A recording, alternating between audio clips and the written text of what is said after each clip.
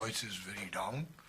But quickly just getting to this thing, we have had CIM here only for a day and a half in Washington, and earlier he was in New York. But he's had a packed schedule of engagements. He's met with the leaders from the US government as well as industry leaders, opinion makers, community leaders, and other stakeholders. His engagements have reflected the depth and the breadth of India-US partnership and have served to strengthen them further. The meetings here, all of you are aware of TPF, then with USTR, Secretary Raimondo, then COs, CFR, US IBC, US ISPF, they have done all separate events. Then he's also visited TCS in New York, and there was a dinner held in honor of CIM at India House, which saw participants of several key figures from the US government, including USTR Ambassador Catherine Tai, as well as from industry and strategic community. So with this initial background, I'll request CIM if you'd like to make some opening remarks, and then we can have the questions. Thank you, Ambassador Sandhu.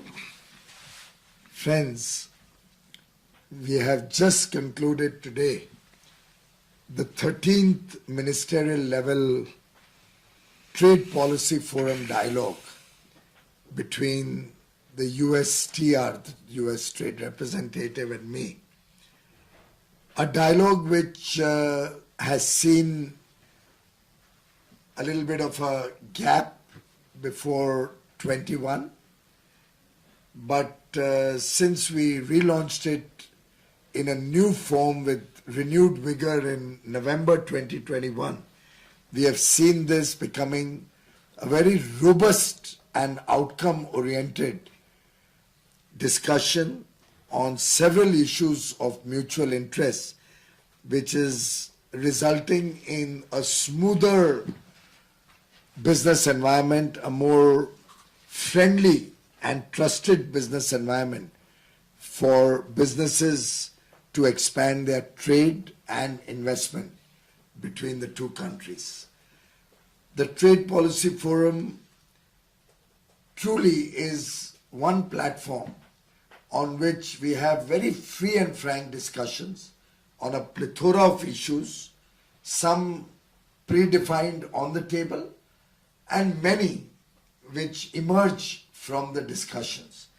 And therefore, this kind of a friendly atmosphere in which the US and India can actually discuss issues of mutual interest and at times issues also which cause concern on either side of the countries are discussed in a very, very open atmosphere, in a very transparent manner.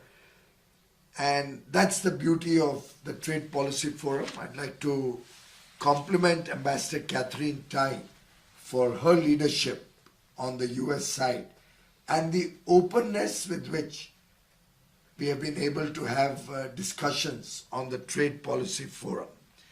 We've had about 6 important issues that emerge from the Trade Policy Forum concluded today, which I'll briefly share with you.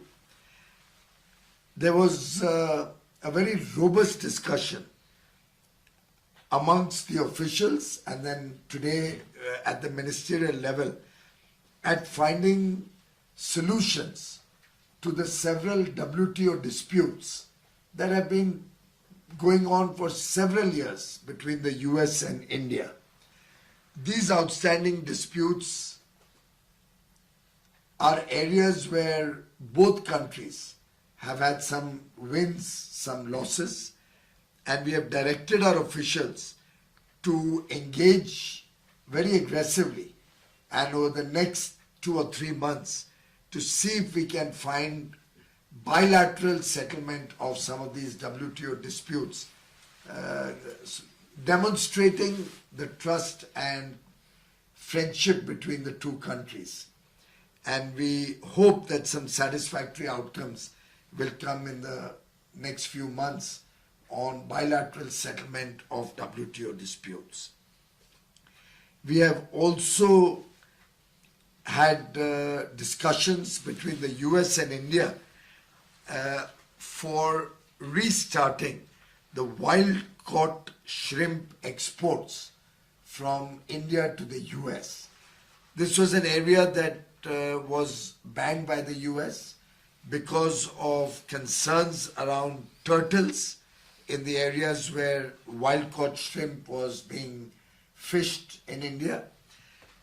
A turtle excluder device has been designed with the technical support of the NOAA from the US, which has been, and that design has been accepted now between the two countries as a collaborative effort between India and the United States, and is been taken up for trials. The trials of that machine will ensure that the turtle excluder device will minimize the impact of fishing on the sea turtle population. We hope that these trials in India will complete in the coming few months so that wild-caught shrimp can once again be exported from India to the US. It was a product of good acceptance in the US market, good taste, and has good potential for trade between the two countries. I'm also very delighted to share with you that we found very good resonance to our request that issuance of business visas, which is taking a long time back home in India, is an area which needs to be expedited so that business persons interested on both sides, the US businesses and Indian businesses both, need to have faster processing of business visas so that trade and investment and business does not suffer. India has made the request to the US that they may speed up the issuance of regular business visas where people come in for short trips to pursue their trade and business interests. We are delighted that the movement of professional and skilled workers, students, investors, business travelers, all are expanding between the two countries. And that has helped increase our bilateral relations. We are grateful that the US was able to process the student visas on an expedited basis so that in the post-COVID scenario, our students could come to the US to pursue their studies in the fall of 2022, fall of 2022 semester. We are now requested them to see how we can resolve the movement of business persons on short-term stays to the US. Another issue that we have discussed today is the importance of resilient supply chains to help an effective and trusted supply chain between the two countries. It will also help during health emergencies, and will also help people to diversify their chain of supplies for manufacturing, whether in India or in the United States. We are looking to work together on resilient supply chains in several areas. One of the areas that holds good potential is digital health and telemedicine services, particularly during health emergencies. Both countries, US and India, are very, very keen to pursue this on both sides, and we hope that going forward we'll be able to expand our engagement on telemedicine. We have had successful discussions on issues around sustainable finance to promote innovative clean technologies. Low cost, long tenor finance has been a request that was discussed and finalized way back in Paris when we had COP21 and when the world had come together to address the challenge of climate change. We had also discussed areas around the circular economy, around technologies required to address the challenge of climate change, and also the Honorable Prime Minister's vision for sustainable lifestyles, the life mission that Prime Minister Modi had promoted. We have had an opportunity to discuss all of these issues which contribute to environmental protection and give an opportunity to respond to the challenges of climate change. Another area has been strengthening of resilience in our global supply chains, particularly in critical sectors that help both our economies. We are looking at cooperation and coordination with our trusted partners to develop resilient supply chains. I do believe that both countries are very, very keen to expand and deepen our engagement between the two countries. I must place on record our deep appreciation of the many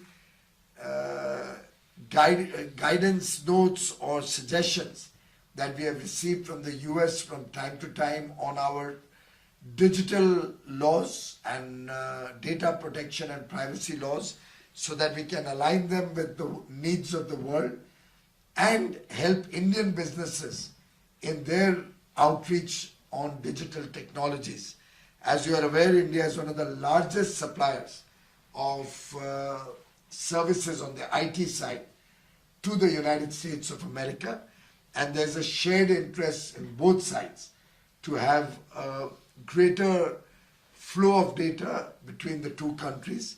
The new law that has been placed for public consultations by MeitY, the Ministry of Electronics and Information Technology, was very, very much appreciated by the United States side, and they do see that our own effort to align the needs of industry in this new law while maintaining the highest standards of data protection and privacy has been very beautifully brought out in the new law.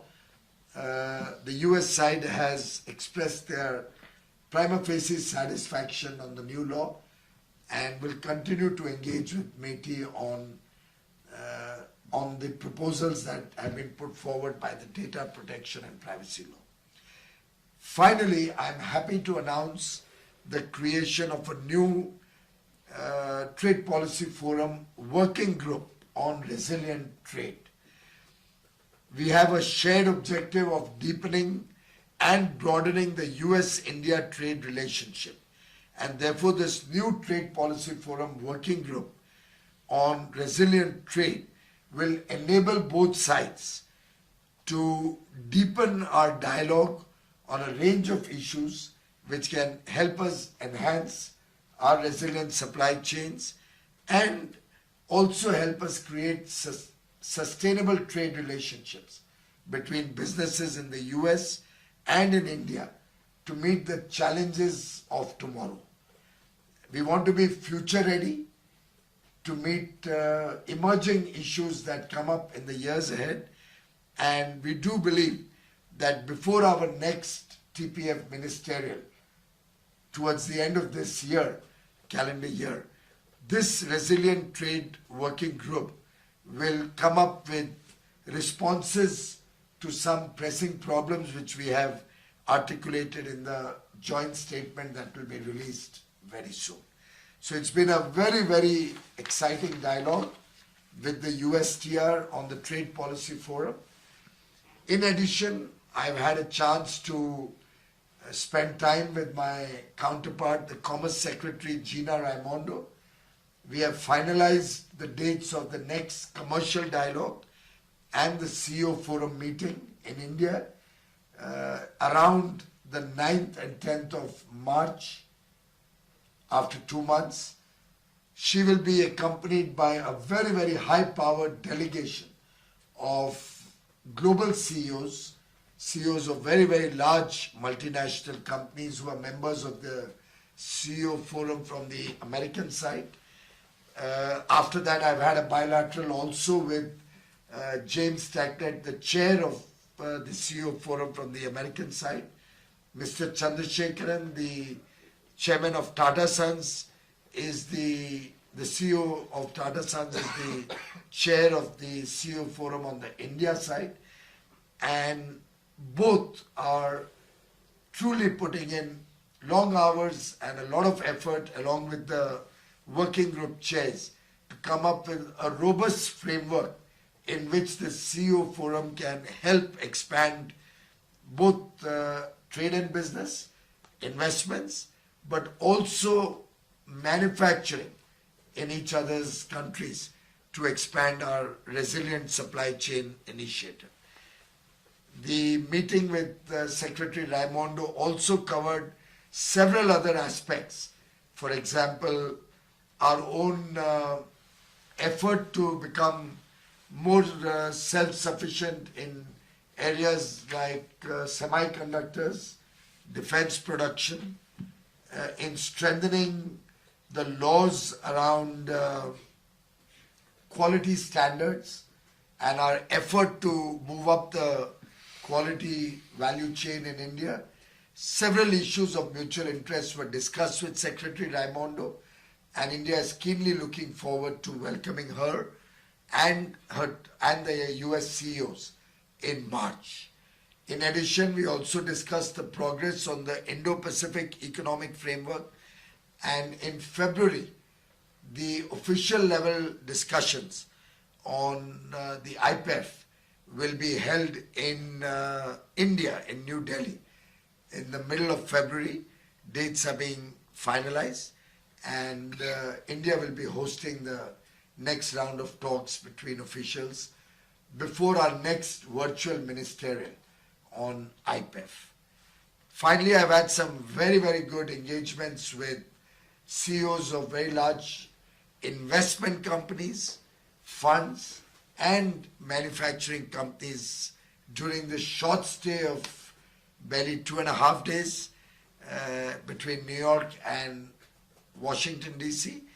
But truly, I take back the message that US companies are looking to invest large amounts of capital, are looking to bring technologies to India, are looking at India as a trusted partner with whom they can work to diversify their dependence or the geographies in which they operate. They are looking to expand and diversify their own manufacturing setups, the ecosystem which supplies to their manufacturing setups, and investment companies in the US have had a good experience in their investments in a transparent, rules-based, democratic country like India. And most of the investment companies with whom I've had a dialogue have very ambitious plans going forward, which we heartily welcome. So thank you, friends. If you have any questions, I'll be happy to address them. We'll start with the questions. First question, Lalit Shah from PTI. Thank you, sir. I have a couple of questions. In 2019, US has, India was removed from GSP by the previous Trump administration. Has there been a talk from the US side to revive that? And secondly, what were the talks of the trade deal with the two countries, India and US? There was during the previous Trump administration, we had talked about a mini trade deal, right? And there has been a lot of chatter from the industry that there should be a trade deal with the two countries, which will help the two countries to get 500 billion mark. I think in terms of GSP, I've not heard any significant clamor from Indian industry to focus our energies on the GSP issue. I have raised it today with my counterparts. It's an issue which is probably something the Congress will have to take a call on. but it's not something which has been high on our priority list or something on which we spent a lot of time to discuss. It was discussed, but more in passing. And I have placed on record our request that GSP should be restored. But I can assure you the trade between the two countries continues to expand very rapidly. And I do not think that has been to the detriment, GSP withdrawal has been to the detriment of our growing trade ties. In terms of the mini trade deal, I think it was too mini to really merit any great effort on both sides. And we have even forgotten most of those issues. We are looking at much, much bigger ambitions in our trade with the US. While, of course, we are doing free trade deals, we've concluded and entered into forced free trade deals with Australia and UAE. We are in active dialogue with UK, with Canada, with Israel, with EU. The United States is currently not looking at any free trade deals with any country whatsoever, as a matter of their political policy. So I think that's not something that's on the table. So rather than that, we are focusing on greater market access. We are focusing on ease of doing business between the two countries. We are looking at bilaterally a much larger footprint between the two countries for trade, investment and business. And therefore these small mini trade deals have lost relevance today. Thank you for doing this, Minister. We last met at the Indo-Pacific Economic Framework in LA. You did talk about in February how India will be hosting the countries. Could you tell us something more about it, flesh out finer details in terms of what can we expect in February? And also on other platforms like the Quad, how is India working with the US? And also India is, has always said that it has prioritized its own energy needs and it continues to buy oil from Russia. Something that we've heard from Minister Jaishankar, Minister Puri, I am sure we'll hear that from you too. Could you tell us what are the concerns in your interactions here? What were the concerns that were raised, and how is India going to address those concerns? In terms of the IPEF, I think the ground rules were laid out very well in San Francisco itself. And to my mind, on a multilateral platform with 15 countries, it's been one of the fastest progressing dialogue that I have seen in so many years. And I'd like to place on record my appreciation and compliment Catherine Tai and Gina Raimondo for the leadership that the US and they too personally have given to the IPEF dialogue. They truly are committed to a free and open Indo-Pacific. They're committed to expanding trade and economic ties between the member countries of the IPEF. And India stands solidly with the United States in wanting to make that happen.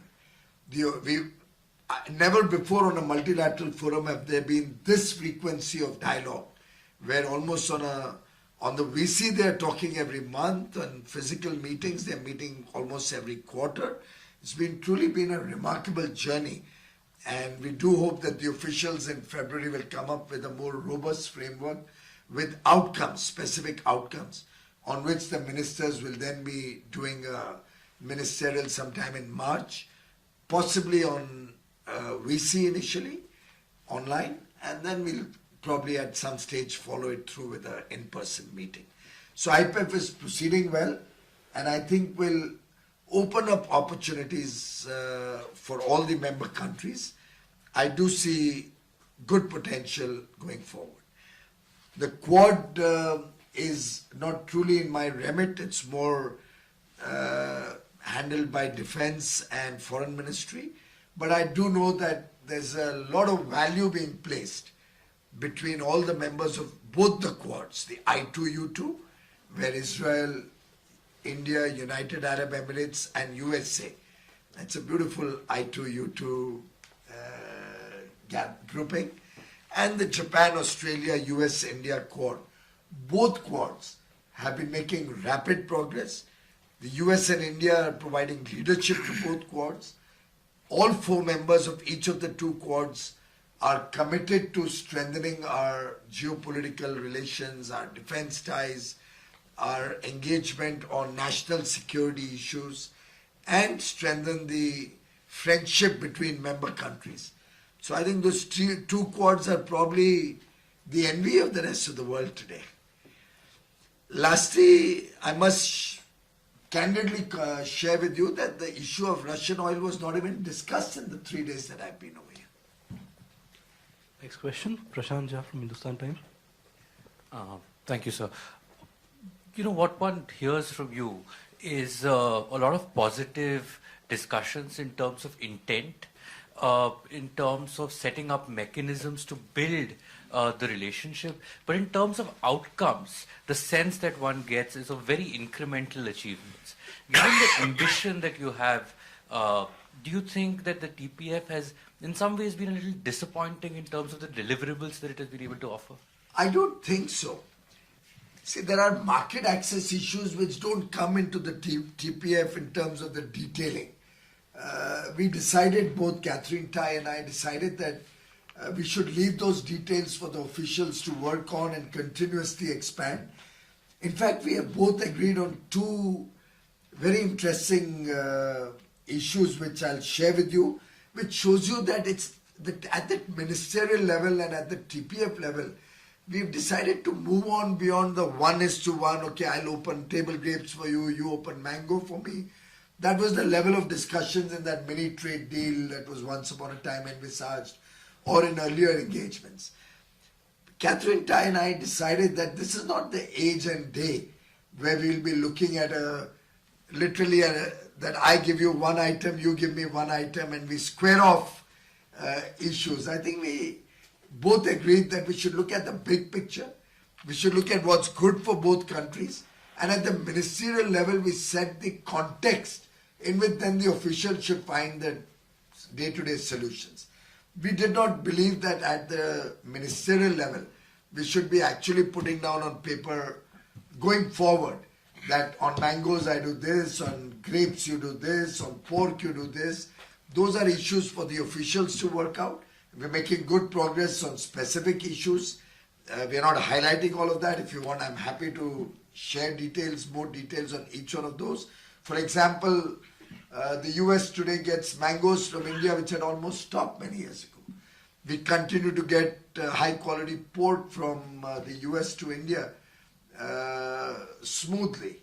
And we are working on many other issues which at the official level, agriculture is sorting out a few issues, animal husbandry is sorting out a few issues, FSSAI is sorting out a few issues. We focus on the big picture. We focus that let's respect on each other's sensitivities, and respecting those sensitivities try to move forward, fast track our actual on the ground outcomes. We discussed and decided that let's move out of this 1:1 ratio based outcomes and look at big picture. So for example, on the big picture, when we discussed, let's say, semiconductor manufacturing, and I followed it up with in my meeting with Gina Raimondo, we are looking at a much deeper engagement with the US on semiconductor manufacturing. Several American companies are looking at the big Indian opportunity on defense production, making it both competitive, giving an opportunity to tap into the large Indian market, where we are encouraging Make in India products. And they feel comfortable working with India because unlike other countries, we do not steal technology. We allow you to maintain the sanctity of your technology. We allow you to keep your technology with you. We don't demand technology transfer. And while 74% ownership is allowed in an automatic route in defense production, on a case-by-case basis, on an expedited manner, we even allow 100% ownership. And the logic rightly being that rather than importing a product, which in any case is owned by a company which is overseas, we'd allow that company to come to India and manufacture in India and create jobs in India and produce at more competitive prices. So our effort in both meetings with Ambassador Tai at the TPF, the informal meeting with Gina to be followed by the commercial dialogue in March. In both, our effort has been on the big picture, and therefore I would tend to disagree with you that it's more about intent and less about substantive outcome. I think there's a greater substantive outcome this time around than last, because we've actually set the principles on which this engagement can go on a fast track. Thank you. Vishnu Datta from News India Times. Thank you, Minister. On the issue of trade and environmental factors, can you please share more information on your discussion with Ambassador Tai? Last week, even during my interview with the UN spokesperson, he said UN Secretary General is looking forward to G20 taking strong leadership action, especially on the climate front, given India's G20 presidency this year.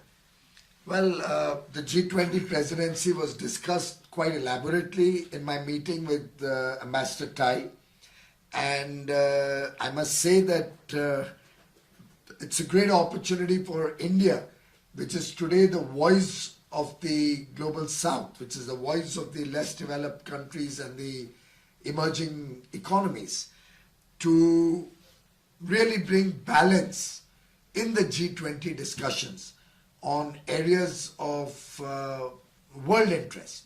For example, on environment, while it's a collective responsibility of all countries to save the planet, I think it's important that the developed countries, the G20 countries, also recognize that developing countries or less developed countries will need affirmative action and support with low-cost, long-tenor finance, will need support of technology, will need possibly projects coming in with joint partnerships of G20 countries, but implemented in less developed countries or emerging economies.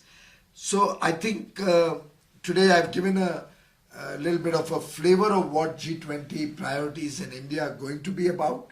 They were widely welcomed, and the United States has committed to give full support to India's efforts to make the G20 truly a vibrant body in which we are able to discuss issues around sustainability, climate change, poverty alleviation, meeting the sustainable development goals, not necessarily by 2030, but faster, like we have successfully done in India, whether it's the goal of financial inclusion, whether it's the goal of energy access, whether it's the goal of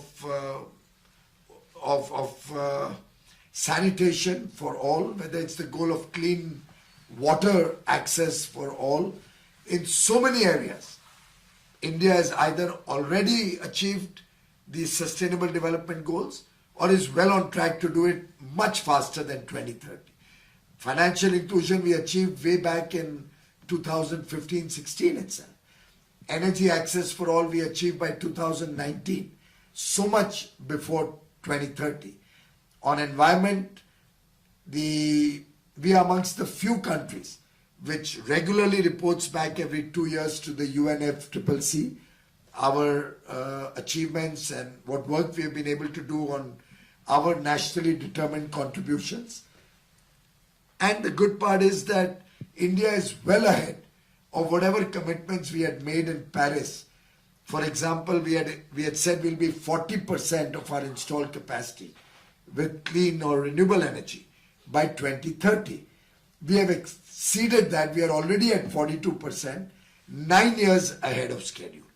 We had talked about creating a billion metric ton carbon sink.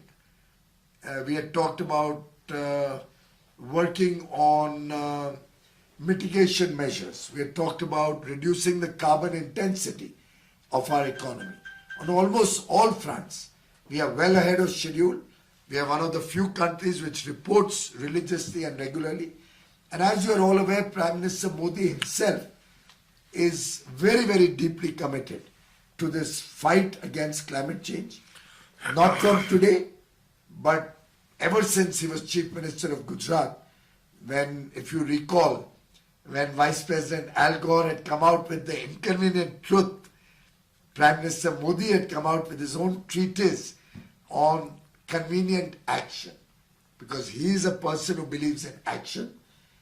All his life, he has been a person who believed in solutions, just as he's today counted upon as the tallest leader in the world, somebody on whom the world looks upon for solutions to the many challenges that the world is facing.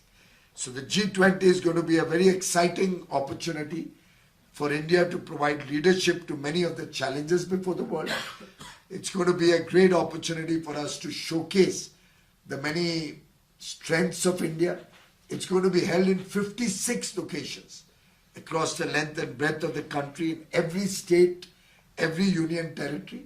For the first time ever, the G20 will have such a vast span of engagements, over 220 meetings, possibly going up to 250 meetings. We'll be launching one or two new initiatives like the Startup 20 under the B20 engagement. So it's going to be a very exciting G20, and we are very confident that given the response we've seen from at the ministerial level, at the bureaucratic level, and certainly at the leaders level, the world is very excited about India's G20. Friends, Honorable Minister has a very packed schedule. We'll have one final question for the day. Sukhpalji from PTC News. Sukhpal from PTC. As my colleagues have asked you questions about your present trip and the Indo-U.S. relations, I'm going to ask you about your address which you have given in New Jersey. If you don't mind, it will be a little easier for my viewers if I can ask you my question in Hindi. Sure. I can even understand Punjabi for that matter. Thank you so much. As you have spoke on that day, invest in India and buy Indian, I reported that, and the response is very good. People were encouraged. And the feedback which I have got, if you, I don't know, either you are familiar with this fact, in America में जो trucking industry है, इसमें Sikhs जो हैं वो dominate कर रहे हैं already. In trucking industry and जो इनकी shops हैं यहाँ truck repair shops, और पूरे world से यहाँ पे उनके parts आते हैं. Very few things coming from India. जो भी आती हैं इंडिया से वो very popular, काफी popular है. तो अगर इंडिया से जो चीजें आ रही हैं, as you have encouraged कि हमारे लोग वहाँ इन्वेस्ट करने को तैयार भी हैं, ऑलरेडी एक ग्रुप का जो मुझे मैसेज मिला है आज after my report from California, they said can you ask on behalf of us to the honorable minister, उन्होंने $50 million ऑलरेडी इन्वेस्ट किया है स्क्रैप बेस्ड स्टील में. अगर पंजाब में जो इंसेंटिव हैं नेबर स्टेट्स को दिए जा रहे हैं, अगर वो पंजाब को भी दिए जाएं तो शायद वहाँ जो ट्रकिंग रिलेटेड इंडस्ट्री है, पार्ट्स हैं, वो और भी ज़्यादा बनेंगे और यहाँ जो आपने कहा था सब लोग खरीदने के लिए तैयार होंगे. And very small thing which I got related to this issue, GST जो वहाँ ली जा रही है, they are very happy. I am saying this on camera. They are very happy with your ministry, but they got some issues on GST.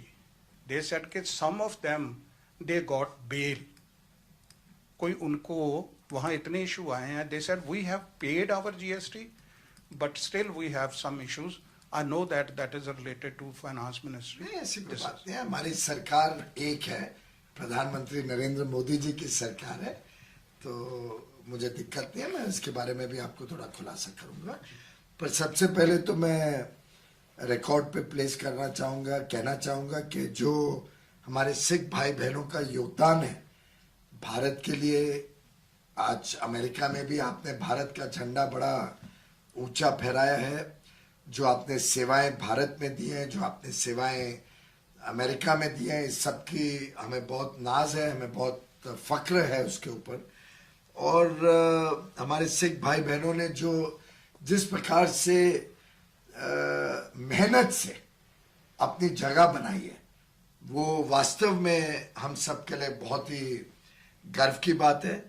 आज चाहे वो भारत की आत्मनिर्भरता हो फूड ग्रेन प्रोडक्शन में, चाहे भारत पे कभी भी संकट आया हो, उस संकट में भारत को बचाने का काम हो, हर ऐसे मौके पे जब जब भारत के ऊपर किसी भी प्रकार का कोई तकलीफ आई है, सिख समुदाय ने जिस प्रकार से अग्रसर होकर एकदम आगे बढ़कर अपना सेवाएं दी हैं, वो वास्तव में हम सबके लिए बहुत ही गर्व की बात है। आपको ध्यान होगा उस दिन एडिसन में जब मैं आया था, उस दिन अमेरिका की सिख कम्युनिटी ने भी मुझे फेलिसिटेट भी किया और साथ ही साथ माननीय प्रधानमंत्री जी का धन्यवाद किया कि उन्होंने वीर बाल दिवस जो दो साहिबजादों के लिए एक प्रकार से उनकी जो शहादत रही, उनकी जो मार्टरडम रही, उसको रिस्पेक्ट देते हुए, उसको रिकग्नाइज करते हुए जो वीर बाल दिवस मनाना शुरू किया है, उसके प्रति भी जो खुशी व्यक्त की गई, उसके लिए भी मैं आप सबका बहुत बहुत शुक्रगुजार हूँ। मैं उस दिन जो मैंने बात रखी थी कि अगर हम सब भारतवासी या भारत मूल के लोग जो बाहर रहते हैं, अगर हम सब ने थोड़ा बहुत भारत में बनी हुई चीज़ों को अहमियत दी, उस पर ज़्यादा चिंता करी, उसको ज़्यादा खरीदा, बड़े पैमाने पे खरीदा, तो उससे लाखों करोड़ों लोगों को रोजगार मिल सकता है, काम मिल सकता है, उनके मेहनत को और ज़्यादा अच्छा फायदा मिलेगा, जिससे उनके परिवारों में भी खुशहाली आएगी। उदाहरण के लिए जैसे हमारे आर्टिसंस हैं, हमारे बुनकर हैं, वीवर्स हैं, इन सब के लिए भी जितना ज़्यादा हम अपने गिफ्टिंग में, अपने रोज़मर्रा की चीज़ों में, हमारे कपड़ों में हम खादी का इस्तेमाल करते हैं, हैंडलूम का करते हैं, या शो पीसेस में हैंडीक्राफ्ट का इस्तेमाल करते हैं, गिफ्टिंग में करते हैं, उससे भी लाखों करोड़ों लोगों को लाभ मिल सकता है। मुझे बड़ी खुशी है कि आपने उस बात को उजागर किया और उस पर आपको अच्छा रिस्पॉन्स भी मिला है। आपका जो योगदान यूनाइटेड स्टेट्स की ट्रकिंग इंडस्ट्री को है, उसके लिए भी मैं आपको बधाई देता हूं। और रही बात इंसेंटिव्स की, एक ज़माने में कुछ हिल स्टेट्स के लिए इंसेंटिव्स ज़रूर अनाउंस किए गए थे, पर आप देखेंगे कि अब हर स्टेट अपने इंसेंटिव खुद अनाउंस करता है। केंद्र सरकार जो अनाउंस करती है वो सभी स्टेट्स के लिए, और जो स्टेट लेवल इंसेंटिव है वो स्टेट डिसाइड करता है। तो जैसे कि हमने प्रोडक्शन लिंक्ड इंसेंटिव स्कीम में 2.5 लाख करोड़ से ज़्यादा अलग अलग सेक्टर्स में देने का निर्णय लिया। उसमें सेमीकंडक्टर्स भी हैं, उसमें वाइट गुड्स भी हैं, उसमें इलेक्ट्रॉनिक कंपोनेंट्स हैं। आज एप्पल के फोन्स बन रहे हैं भारत में, और उनके विश्व स्तरीय जो प्रोडक्शन है उसका 5% भारत से बन के एक्सपोर्ट होता है। इस वर्ष के कैलेंडर 22 के 10 महीनों में $2.5 बिलियन के एप्पल के फोन एक्सपोर्ट हुए हैं भारत से, और उनका अनुमान है कि 2025 तक हर 4 फोन में से एक, यानी 25% एप्पल की प्रोडक्शन भारत से बन के विदेश जाएगी। अब ये इसमें कोई हमारा भेदभाव नहीं है किस राज्य में ये प्रोडक्शन इंसेंटिव के बेनिफिशियरीज या कंपनीज लोकेट करें, सभी राज्यों के बीच में स्पर्धा है। अब हम पीएम मित्र के तहत 7 टेक्सटाइल मेगा पार्क्स बनाने जा रहे हैं। उसके लिए हम बड़ी भारी मात्रा में इंसेंटिव्स भी देने वाले हैं। उसमें सभी स्टेट से हमने वेलकम किया था कि आप प्रपोजल्स भेजें। पंजाब ने भी एक प्रपोजल शुरू में भेजा और फिर विड्रॉ कर दिया। अब जब मौका है, अलग अलग सेंटर की स्कीम्स हैं जिसमें इंसेंटिव दी जाते हैं, और बिना भेदभाव के हर राज्य को उसमें कंपटीशन में आने का पूरी सहूलियत दी जाती है। पंजाब ने अप्लाई किया और फिर हमें लिख के दे दिया कि नहीं, हमारे पास लैंड अवेलेबल नहीं है, और विड्रॉ कर लिया। तो अब पीएम मित्र स्कीम में हम चाहते हुए भी, अब देना भी चाहें तो पंजाब को कंसिडर नहीं कर सकते। तो मैं चाहूंगा कि पंजाब की सरकार और उसमें पंजाब की इंडस्ट्री भी सरकार के साथ बातचीत करके पंजाब की सरकार को थोड़ा और प्रोएक्टिव करे। आखिर हर एक स्टेट यूपी की अपनी स्टेट पॉलिसी है, महाराष्ट्र की है, गुजरात की है, मध्य प्रदेश में कल ही रात को, यहाँ के समय कल रात को, वैसे भारत के समय में उनकी सुबह 11 तारीख की सुबह में इन्वेस्टर समिट हुआ और मैंने उसमें रात को वीसी से यहाँ पे 2 बजे तक मैंने यहाँ से पार्टिसिपेट किया। अब हर स्टेट इनवाइट कर रहे हैं इन्वेस्टर्स को दुनिया भर से, हर स्टेट सहूलियतें दे रहा है, इंसेंटिव्स दे रहा है, तो ये स्टेट लेवल का इशू है। मैं समझता हूँ दूसरों की तरफ देखने के बदले हर राज्य ने इसमें अपने आप आगे बढ़ के लोगों को निवेश के लिए इनवाइट करना पड़ेगा, इतना एक्साइटिंग बनाना पड़ेगा, इतना अच्छा कंपल्सिव केस बनाना पड़ेगा कि व्यक्ति को लगे कि हाँ मुझे पंजाब में जाके इन्वेस्ट करना है। आपका तीसरा विषय जीएसटी के बारे में था।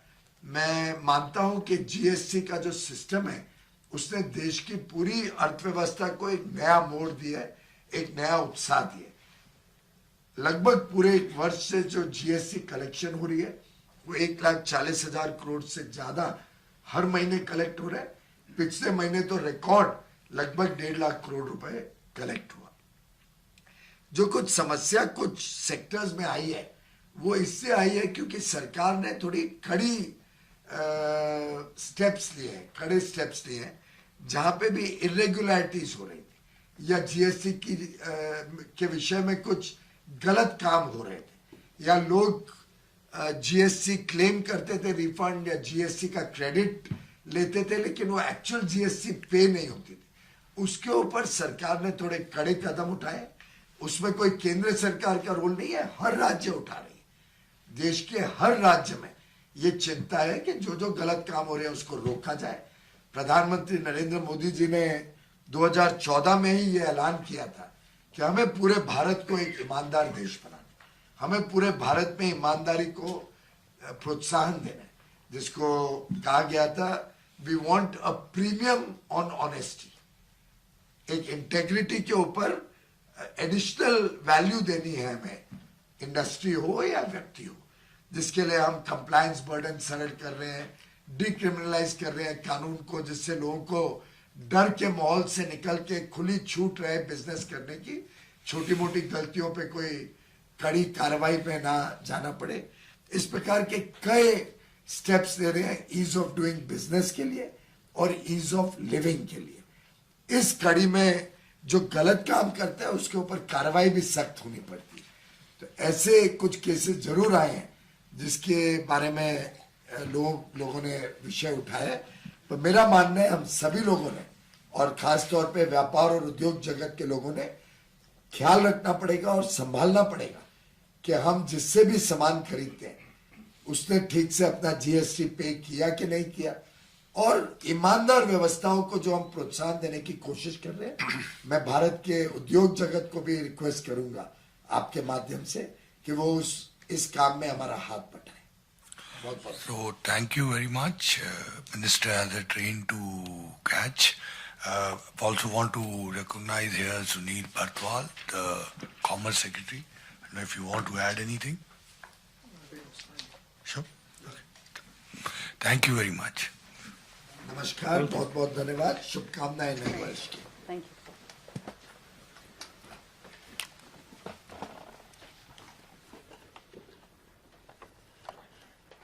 All right, sir. Take care. Not at all, sir. How have you been? Thank you.